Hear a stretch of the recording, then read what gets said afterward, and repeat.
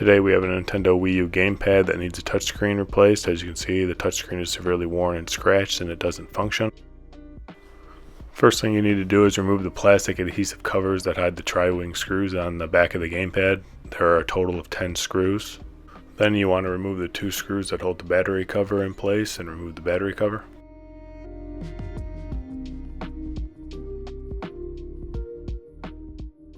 Once the cover is removed, you want to disconnect the battery connector and pull the battery out. Set the battery to the side and you can now start removing the 10 tri-wing screws. There are 2 screws that reside deeper in the plastic housing of the Wii U Gamepad, so you may need an extension to reach them.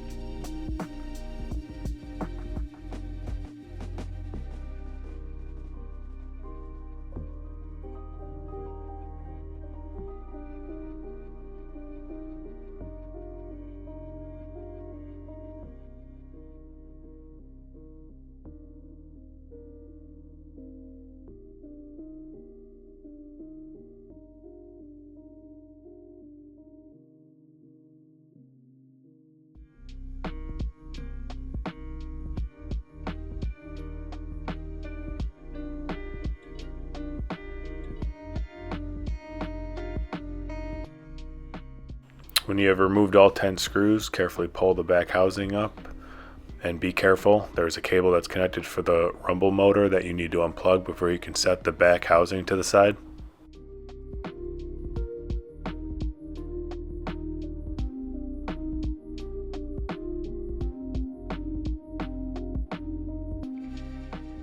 Now you can start removing the left and right analog control housing. Each one has 4 screws that hold it in place. There is a screw that is hidden below the left and right trigger. Simply lift the plastic trigger out of the housing and set it aside. You can now pull the silicone grommet out of the way to get to the screw. Keep in mind that these silicone grommets go in a specific orientation. This isn't something that you can easily mess up, as Nintendo has designed it in a way that they only fit in one direction. Just be aware of this when you're putting it back in place. There is 1 ribbon cable for each side that needs to be disconnected. Lift the latch with your finger or a plastic tool and then lift the ribbon cable out of the connector.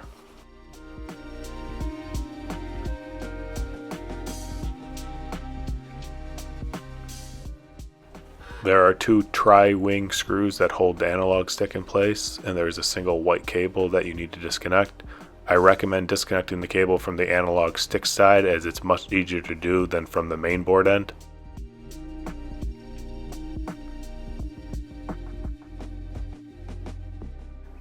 You can do a little cleaning while you're in here. You'll probably find that there's a lot of dirt and debris, just as I have found. Now you want to repeat the same process for the other side.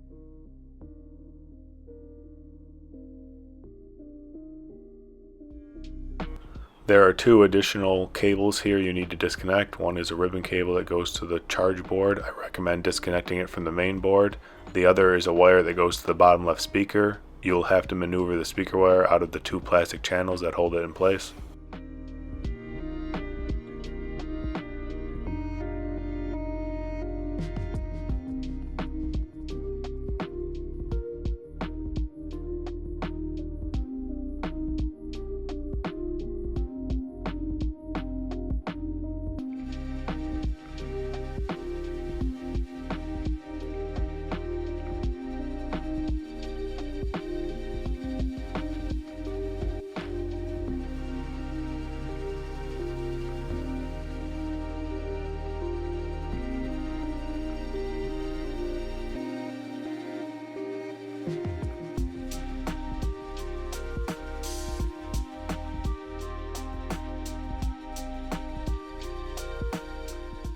Once you have removed both housing, you need to start disconnecting the 6 cables that remain connected to the main board.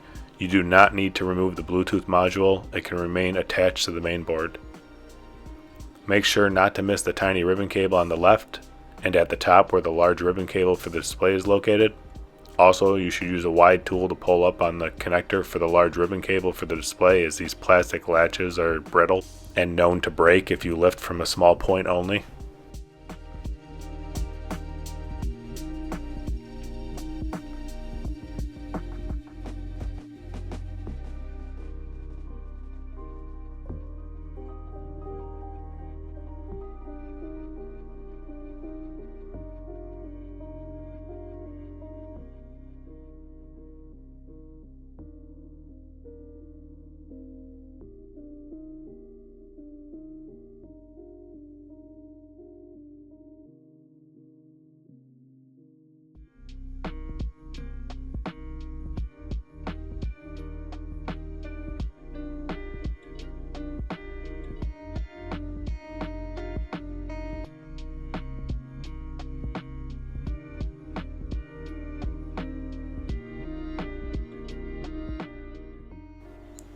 Lift the main board up and out of the housing. You can set it down as I did and then work on removing the black and white cable for the Bluetooth connector.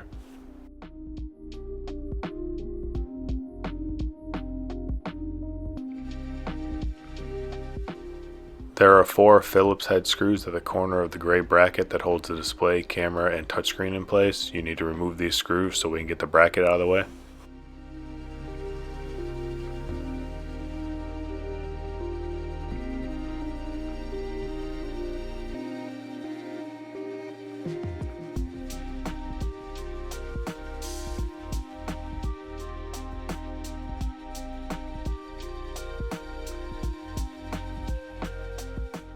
Once the support bracket is removed, the front display, touchscreen, and housing will come out as one piece. These 3 pieces are held together with adhesive.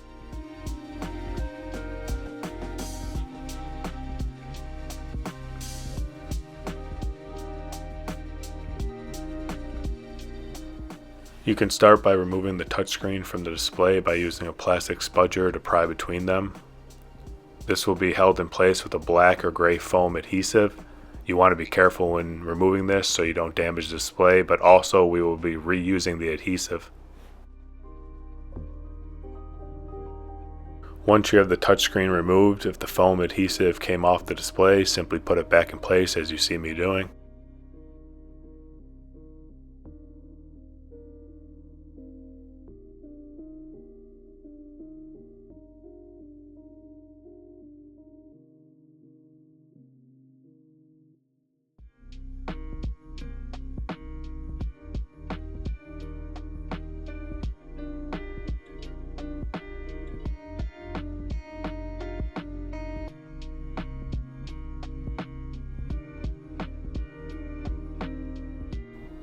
Now you can remove the black screen frame from the touchscreen.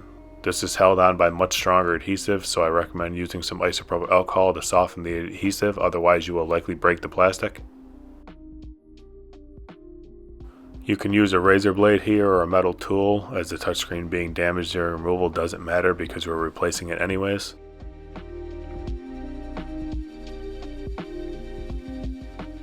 You will need to use new adhesive to install the screen frame on the new touchscreen. The size of the adhesive tape you need is 3 millimeters. You can purchase this from Amazon. I'll put a link in the description for it.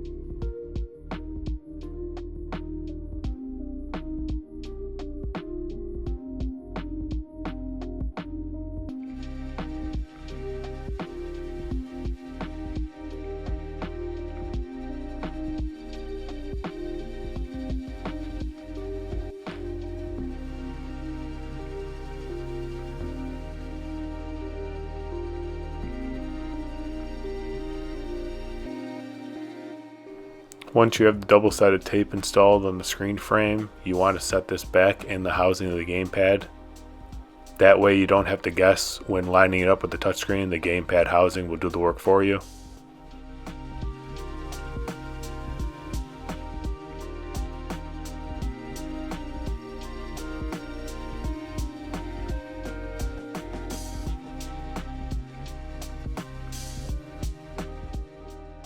I always wipe down the touchscreen before installing the display. You can also use some compressed air here to remove any dust.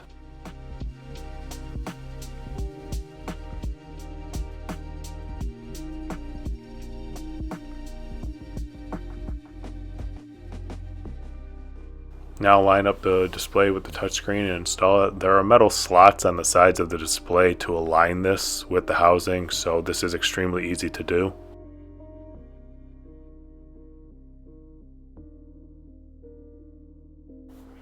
Then you can begin reassembling the gamepad by starting with the support bracket for the front display. You want to be sure that when you reinstall this that you have the two ribbon cables at the top passing through the hole in the bracket, as well as the ribbon cable on the left. I'm going to speed up the video now for the reassembly, as this would be really boring to watch.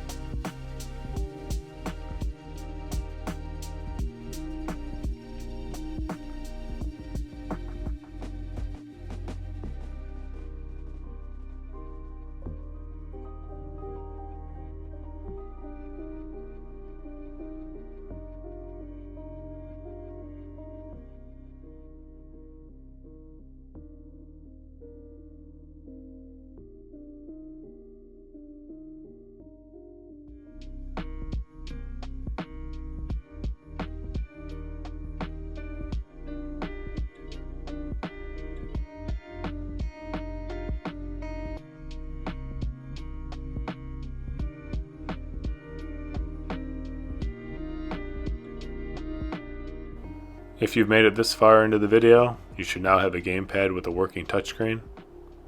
Let's do a quick test and validate that it's working. Now that looks much better. No scratches, no damage. Thanks for watching, and good luck with your repair.